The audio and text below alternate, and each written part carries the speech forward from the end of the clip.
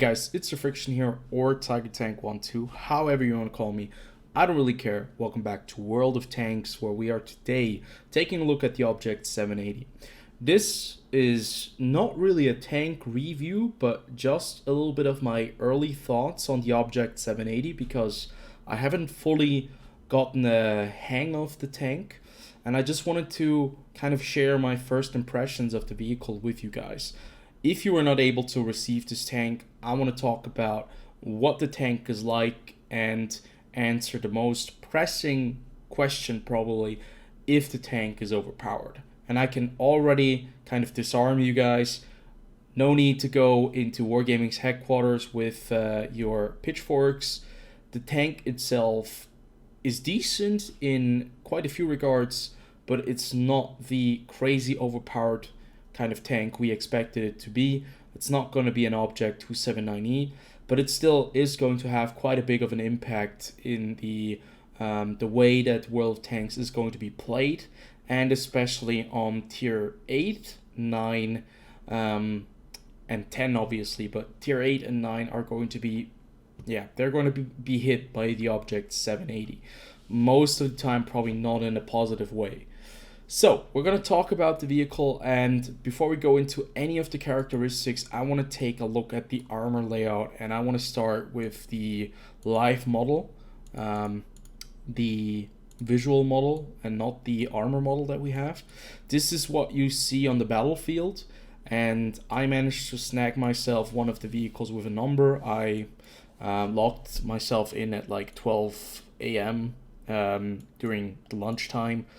Because that's when the server resets in the North America, at least North American server for me, which is somewhere along the lines of 7 a.m. for you guys over there. But yeah, the armor layout looks pretty damn funny. This tank has like basically a lower plate that is extremely small, like really tiny. It has like angles that are kind of out of this world. When you look at the tank, it's very long. It has a very long turret. It has basically like a very big kind of open space where there usually is the tank, but this time around there's nothing there. It's just air. So this tank it's still quite high for a Soviet vehicle if you compare it, because kind of the chassis is on top of the suspension and the tracks, and there's just this very awkward kind of open space where there should be more tank, but there is no more tank. So yeah, what do you have? You have 3 cupolas on top, one on the left, one in the middle, and one on the right. The only one that is really a real target is the one in the middle, and it is actually quite a big weak spot. This tank can be easily taken care of if you're above it. So we're going to take a little bit of a look at the armor layout, and we're going to go over to the collision model so you can see better. The armor was, what did they say, 300 millimeters of turret armor at the front, and you are certainly going to get that. As you can see right here, effective armor at about kind of 90 millimeters. No, full-on impact is like 300 millimeters thick. But if you go to the top of the tank, you can see that the cupola actually is a lot weaker. Cupola is 200 millimeters thick max. It does have a little bit of an angle on the sides, but the middle part right here you can go through. And if you have something else than just AP and APCR, you can go through the roof as well. If your tank is above this vehicle, there is a pretty easy chance to go through the roof of the tank as well, as you can see right here. And since the tank is very long, you have a very big target from above. Now, if I would switch over and have a different kind of gun, unfortunately I can't do that right now, but with the AP shell, you can see that going through this tank at the front of the turret is going to be quite difficult, almost impossible. But on the lower plate, the chances go up quite a bit, especially if the vehicle is a little bit above you. And if the tank is playing on a ridgeline at the front, it's going to have the angle in a very weird way where you can actually shoot right up into the tank from below. And you can also see that the undercarriage, which is only 40 millimeters thick, can be penetrated easily if the tank is on a ridgeline, and thus it's actually quite dangerous to play this tank on a ridgeline and be too far at the front. You can probably mess up by thinking that the turret is the point where your tank begins at the front, but the turret is a bit back, so there's quite a bit of armor that first gets exposed, and that's where they can easily finish you off. That's where I got set on fire a couple of times, and where I was once ammo wrecked as well. So this is a tank that gets caught on fire incredibly often. I've seen it in like basically every second game. There's one 780 kind of burning down, and that means you really have to have a fire extinguisher, which also means you might not want to go with rations, even though they do improve your not so very good DPM on the vehicle. Now, if the tank is angled towards you, what does the side armor look like? You'd be pretty scared. Soviet tank, that means there's a lot of spaced armor, but I can already appease you guys. There is no spaced armor on the side of this tank. This vehicle can basically not side scrape. If you have heat, if you have any good shells, you can basically, if the tank is like side scraping, you can go through these cheeks here. If the tank is like side scraping in a weird way, and you have like the ability to shoot like the rear, you can basically overmatch it and just go right through there. And the tank is very long. This is a very easy tank to knock out if you have a side profile, and I think that is a very good thing. We don't need more Soviet tanks with incredibly good spaced armor on the side. I much rather have tanks that have less spaced armor or no spaced armor. That means you have to be a lot more careful when you're playing the Object 780, even against tier 8 tanks, because even tier 8 tanks will be able to basically go through your side armor. Now on the turret, it is a bit awkward. The turret is very nicely shaped. It's very rounded. I can show you guys in the visual here. But if you have a side shot on the turret, go for the rear part. That's always going to be an easy pen. The side here is a bit trollish, especially if he's moving his turret around. You'll be bouncing quite a few times. I've bounced quite a few shots on the Object 780's side turret, but it's very large, as you can see here. As mentioned, the turret armor on top, that cupola, is a very big weak spot, and I think finally we have a bit of a weak spot that you can take care of if you are able to get above this tank and if you're close to it. That also means that this tank in close quarter combat is a bit of a dud. To be fair, for Soviet standards, it's not as good as expected, and it does get kind of annihilated very quickly, but we're going to take a look at that in the gameplay in just a second. Now, I don't really have any more resources. I pretty much used all of my resources to get this tank, and generally speaking, I'm not going to be able to afford anything at the moment. But DPM is not very high, but the alpha damage is great. So basically, what it comes down to is that the tank itself, the gun, is very cool. I really like the gun. It's very reliable for a Soviet tank, very good aim time, decent dispersion for a heavy tank at tier 10, great standard penetration on the AP shell with very good shell velocity as well, with very good alpha damage too. So, you know, you cannot really complain about that. But as soon as you switch to the APCR, 311 millimeters of penetration, yeah, heat would have been better, but it also means that this tank, which has been bought by a lot of whales, you cannot just load APCR and go through anything, because 311 millimeters of APCR penetration is a lot. It's not going to be enough for certain vehicles. So that means you still have to kind of rely on your knowledge on weak spots, and I think that is probably the best idea. Which also means you can save quite a lot of credits by just firing AP shells, because, you know, a difference of maybe 50 millimeters, a little bit more than 40 millimeters, it's not going to be the end of the world. But I know a lot of players that will just use APCR. Top speed on the vehicle, 45 kilometers per hour. That is kind of a lie. You usually reach about 40. The power to weight ratio is quite nice though, so you do accelerate quickly enough.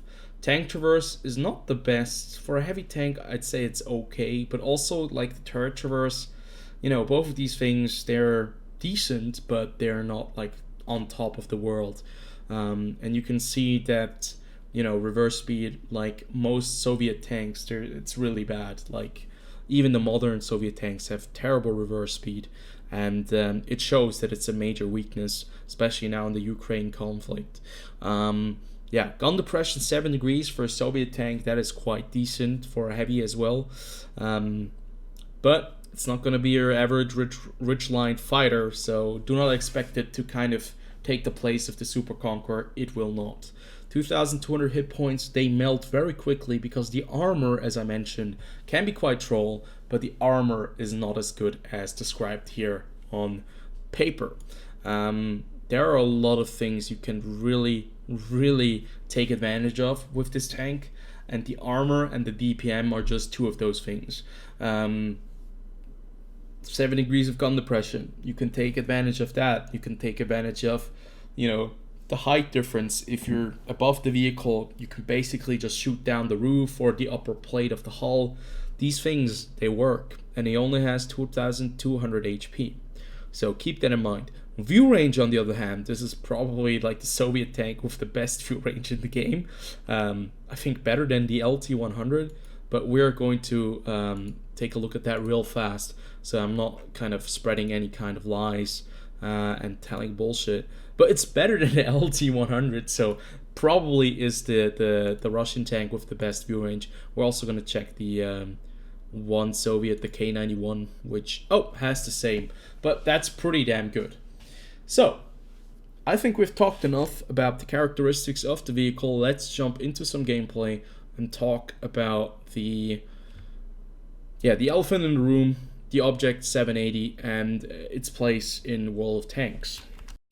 Okay, so in the very first game, I want to show off the very best about the Object 780. The other one, we're gonna go into a little bit of a, probably a hurricane of bad emotions, because I've played quite a few games in the 780, and it's kind of special. And it has its moments, and it also has moments where it really doesn't fare very well. This is my number. I got the number 2,439. I didn't really care about the number. I just thought that if I get the tank anyhow, I might as well just immediately get it and get a skin and a number as well. But to me, like, I don't really care too much about the NFTs, and I don't care enough about this kind of NFT thing. But, you know, I don't want to cry it out as a thing that I dislike and everyone else should dislike it. Certainly not. It's just my personal opinion that doesn't really interest me too much. Either way, we're playing on Erlenberg, and this is a full-on tier 9, tier 10 matchup. And there are 3 other Object 780s on the enemy team. We have 4 on our side. This is a position I like to play early on. It's usually a very, very dangerous place to be in. Very risky position to be in. Now look at the alpha that you do with this gun. Having the alpha of 530 with this 130mm gun is just beautiful. It's like very, very lovely. Unfortunately, right there, I didn't hit the lower plate, but I tracked the E100, which was probably better because I got more resistance damage out of it, because I have an E100 on my side who's also shooting this guy. Now, we're going to talk a little bit about the armor. As you can see, I take a very big hit by the E100 on the side, and because we don't have any side spaced armor, that means that we are not going to be able to withstand shots coming in from the side. That is something that on the IS-7 will happen quite a lot, that you will bounce off the side, or you'll not penetrate the side, you'll do critical damage and no damage at the same time. It's just one of those things that we kind of learned with the Soviet tanks, that you have to shoot underneath the kind of the spaced armor and the tracks, like right in between that place. Now that's something that doesn't kind of go or work with the Object 780. This tank doesn't have any side armor, and that means you can easily cut right through. That's one of the main issues probably a lot of players have with the Object 780. It just doesn't have the same protection levels that the other Soviet heavy tanks have. and thus you are kind of losing a lot of the flexibility that you prior had. But still, I mean, right here we're loading APCR to go through the mouse.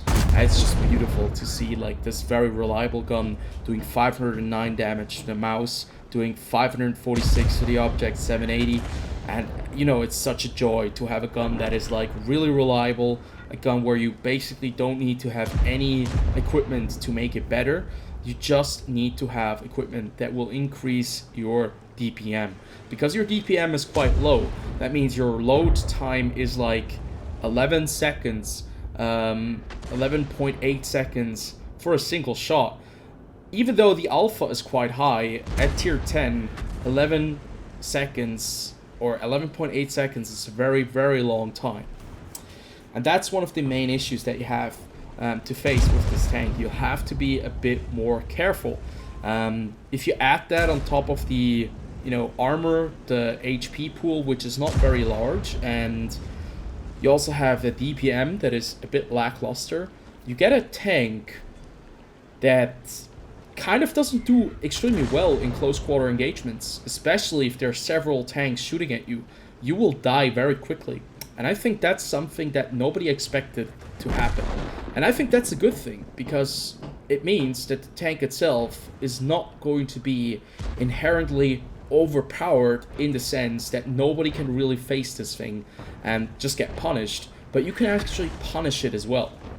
That means you'll have to be a lot more careful. You need to find your rhythm. You need to kind of forget some things about the Soviet heavy tanks that you used to play prior, and you need to learn new things. You need to play this a bit more like a non-Soviet heavy tank that has decent armor, but that armor only gets you as far as long as you do not get yourself in a situation where they can shoot your side, where they can shoot on top of your tank, and where they can catch your lower plate off guard because you go up a slope.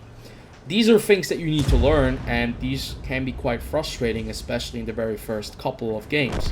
I've seen players already decry this vehicle as a complete piece of garbage. They paid a lot of credits for it, or paid a lot of gold for it, and thus they are kind of upset with it. I generally think that it's not garbage, it's just not as overpowered as people thought it would be. Is that a bad thing? No, certainly not. But I had my frustrations as well, because I had a lot of games where matchmaking wasn't very kind with me, where things just happened, where I wasn't really able to have an impact on the game, and where my tank bit the dust very early on because maybe the enemy team had a great scout and he just kind of outspotted us all, and as soon as they had the juicy side shots on us, they knocked me out immediately. So that means you have to be a lot more on top of the game when you're playing this vehicle. And I think that's something that Soviet heavy tank players just, they don't really care about, you know? They're like, what the hell? Somebody can just penetrate my side armor like that. I don't even have any heat protection. Like, that's standard on my IS-7. I have the same thing on my Object 260. What the hell is this? Well, it turns out it's balance. And I don't think it's too bad. Now, if we go to the Tier 8 situation, where you play against Tier 8 vehicles, that's where things change. And that's where I have to be honest, that's where this tank probably prefers or performs the best, just like any other Tier 10 tank. But it's kind of a little bit perverted with this vehicle, because at Tier 8, even in a, you know, even if they have side shots on you, at least it's not as bad as with the Object 260 and the IS-7. It's still pretty bad. If somebody hits you for that alpha damage of 530, you know, that's a freaking brick that hits you right in the face.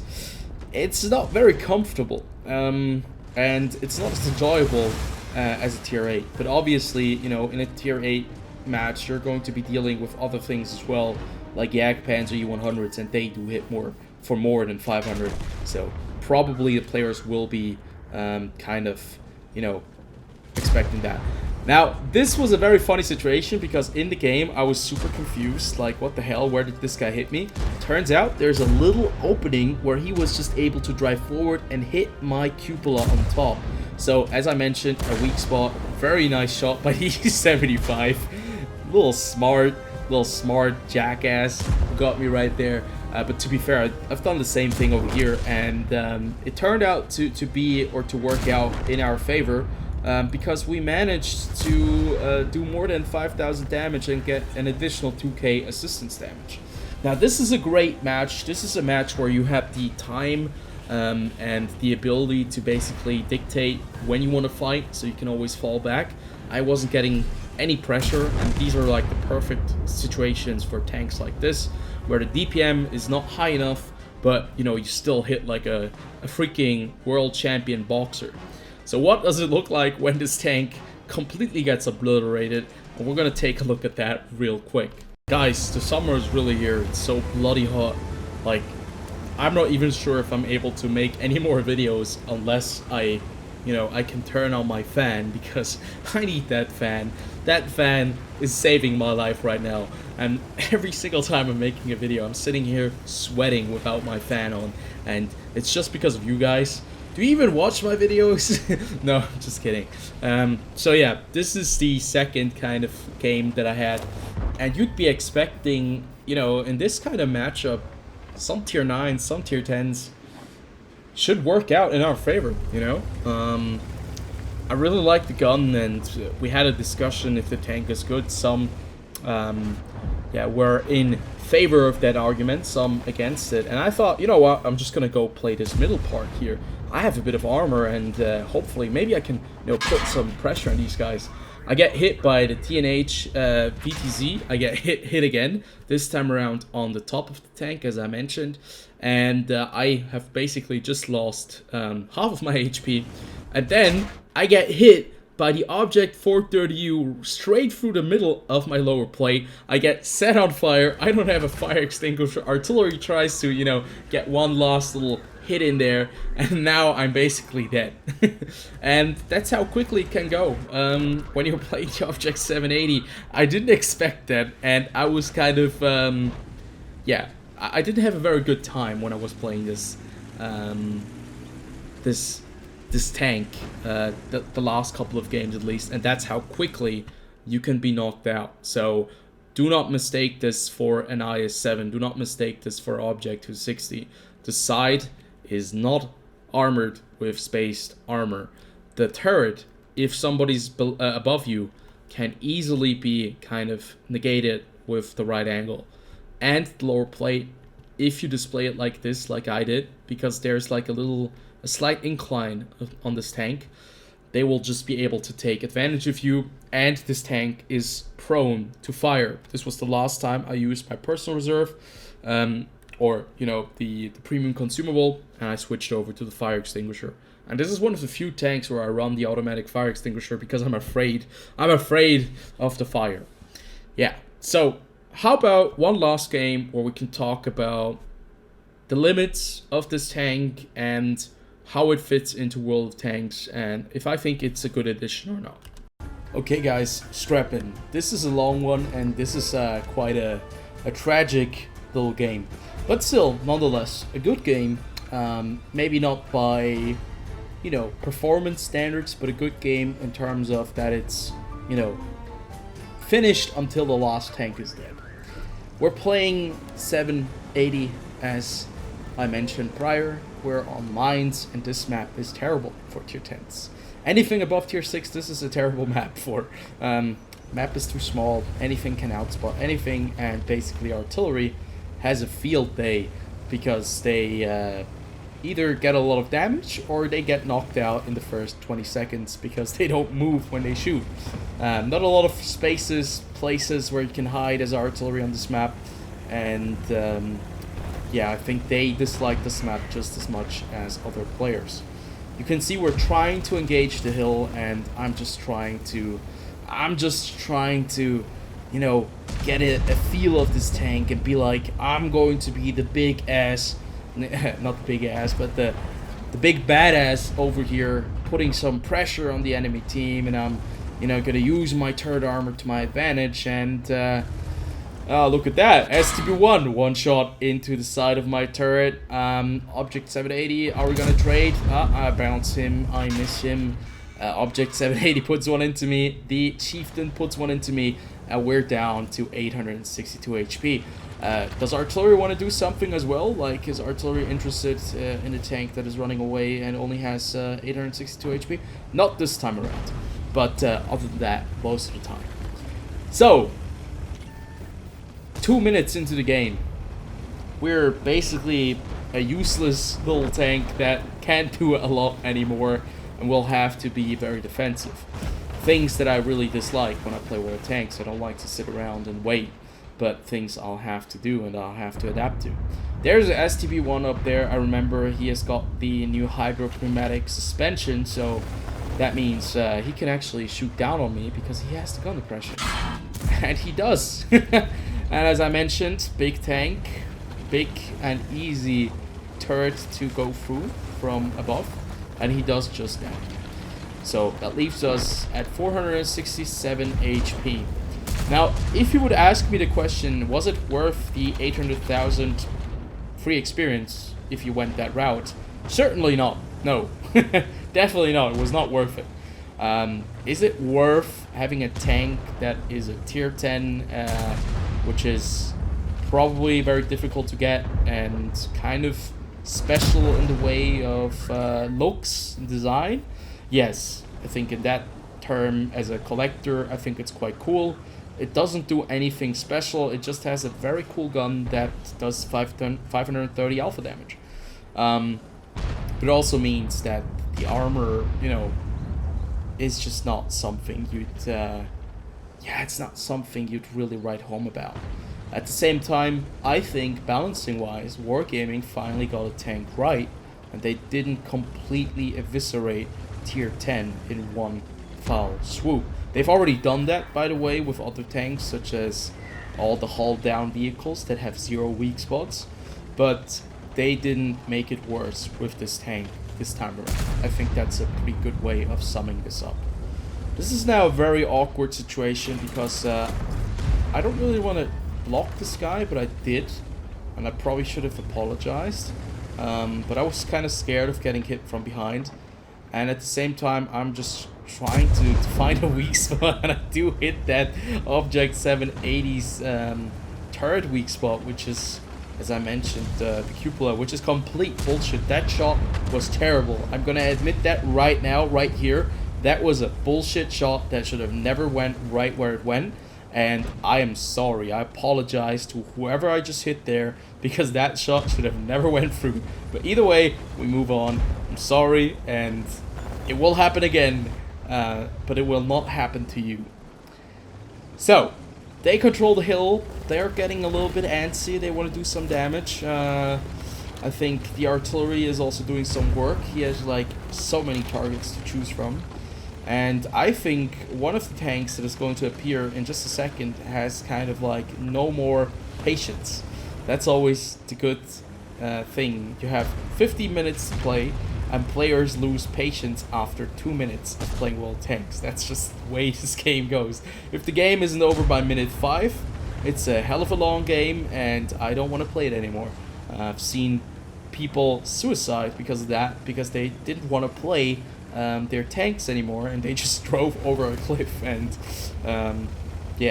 ended their miserable existence in that specific tank.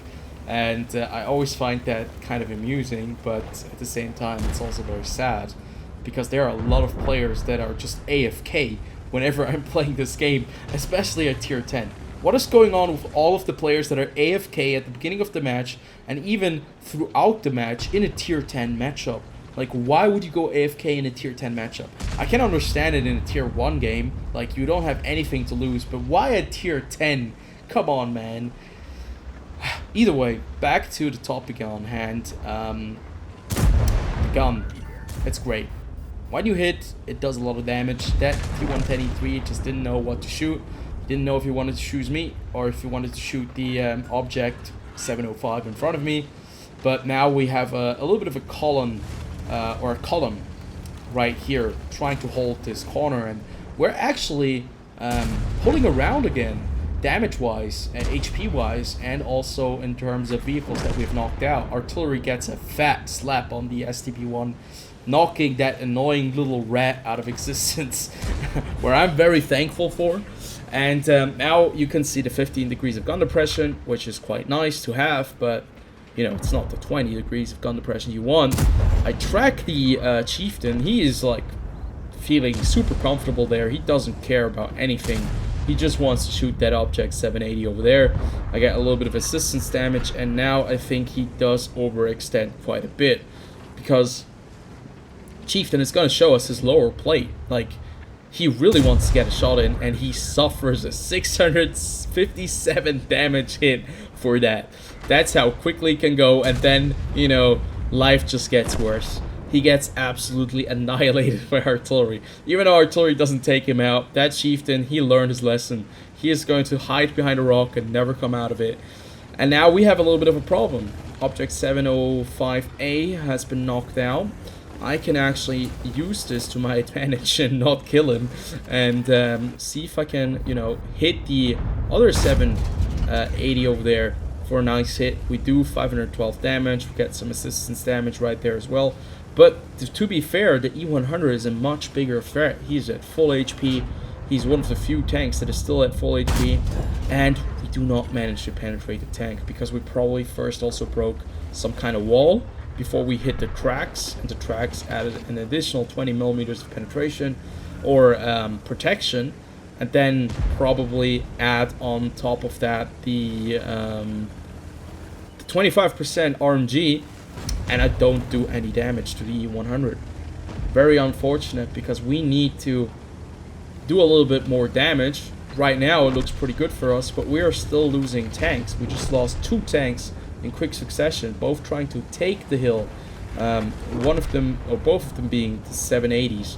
But we at least still have Draken 1996, who is still full HP, which means that at this moment in time, if we manage to take the hill, we might win this game. It's just very important that the E3 over on the 3 line, who is very exposed, by the way, he's gonna get hit by all of the tanks that are sitting on top of the hill and artillery, that he knocks out the 780, because if he does that, we now have an open access ticket to the hill. Unfortunately for us, we lose the other 780, who has been holding his position at C8 for a very long time, and now it's all about that taking the hill. I'm asking the Draken to take the lead because he's at 100% HP. I'm a 1-shot for the 780 and a 2-shot for the Object 140. So I'm hoping for a little bit of, you know, what do you call it? A little bit of assistance, a little bit of elder care. And I load a high explosive shell. Unfortunately, I don't have intuition. Another thing that I noticed, you only have 3 crew members on this tank, and I take a big fat L from artillery, but I know that I have to finish this 780. With a high explosive shell, I should just be able to knock him out. He doesn't have any armor, and of course the Object 268 version 4 appears out of nowhere. Like, of course he comes right at that moment to come around and take me on. Now, Draken 1996 is still full, half HP. I mean, it's quite good, at least at the stage of this game. Probably has the most HP with the 100 together. And all he has to do now is take out the Object 268 version 4, and then we have a very nice numerical superiority. Unfortunately for us, it's not gonna go that way. Spoiler alert. He has the time. I don't want to get too involved. You know, I'm dead. He's the one playing. I'm not supposed to be telling anything because, I mean, it's your tank. You have to play the way you want to play. And we have full HP Object 268, who is cornering the E100, but he's being extremely open about it. The E100 in that corner isn't really any threat to us, because if he wants to go anywhere, he either has to retreat or he has to push our flank. And I don't think that the Object 268 had to push up any closer, but he decided he had to. Now, the issue is he's scared of the Object 780 to climb the hill and, you know, get into like a two-front situation. But at the same time, the E3 on the other side, he is being very aggressive in his push, and he dies for it because he only has 18 HP or 18%. And that was pretty much the one moment where the momentum shifted completely.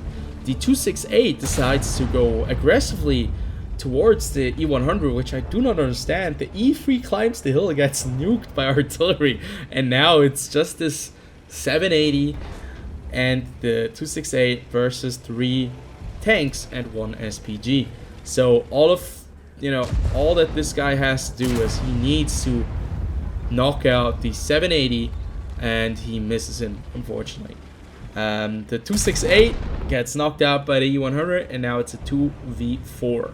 And if he knocks out the 268 version 4, we might just be back in business.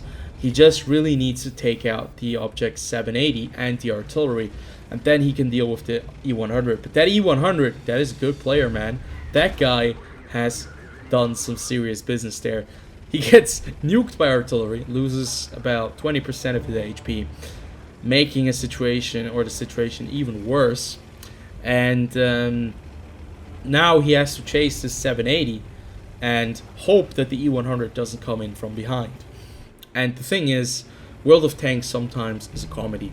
Sometimes it is an absolute comedy show, and sometimes it's a tragedy. But you know, these comedy tragedy things where it's both together in one. The Greek love their comedies. Look at this. Armor not hit. He gets hit for 506, and he's absolutely mad in chat. And look at that. What are you expecting? What is going to happen? Well, he's looking back. He knows what's going to happen. Of course, artillery. Winston is beast. Puts a big fat shell up his ass and knocks him out. Turns out, in the end, that guy did like 5k damage in this match. And that's why I really dislike artillery. Doing 5,000 damage with the new artillery, do you know how difficult that is? Gotta give him some props.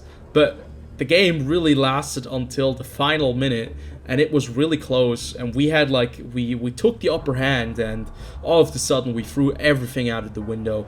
I think it probably started with me pushing the hill and not keeping in mind that the object 268 version 4 might come around the corner. But you know, in the end, what a sad bunch of garbage.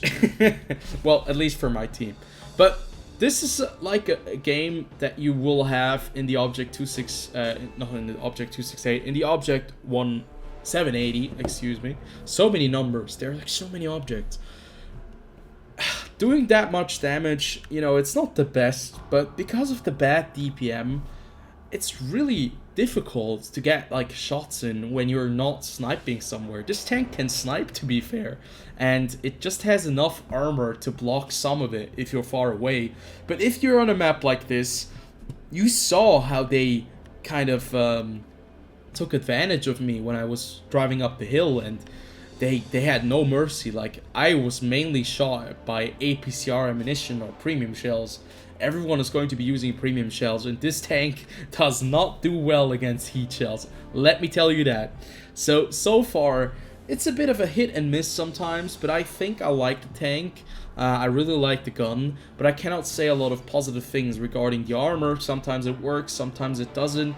Against tier 8, on the other hand, it's a pretty nasty weapon, but what tier 10 tank isn't in tier 8? But either way, I think it was way too expensive. I paid way too much, and I do not like the way that they're sending out like this very rare content that players who have not been playing the game for 10 years just kind of cannot get their hands on unless they pay the money. I'm not a big fan of that. I don't want to condone that, and I'm against that. I like the way that they did it with the resources, that you can choose what you want to invest in it, but why are certain resources worth more and certain less? Like, you could obviously see that gold is like one of the worst ways to kind of, you know, get the vehicle. Why not just make it fair for everyone? But that's Wargaming. It works for them. I still got the vehicle, so I'm a hypocrite for saying it as well, somehow. Somewhat, to be fair. But either way, you know, the tank, if you have a 277, if you have a WZ-111/5, I don't think you're missing out on too much. This thing is very fun. It's fun if it works out. It's not very fun if you get, like, caught out with the tank. The spaced armor. Damn, spaced armor makes up a lot of things in Wolf Tanks. So I hope you guys did enjoy this. I know this was not like your regular review. I know it's a bit of a long video, but hopefully I could convey my points to you and you had fun seeing me suffer and succeed in the Object 780. And I'm probably going to be doing a review on this vehicle, probably a live stream in the near future. But until then, I hope you guys have a good one, and I see you in the next video.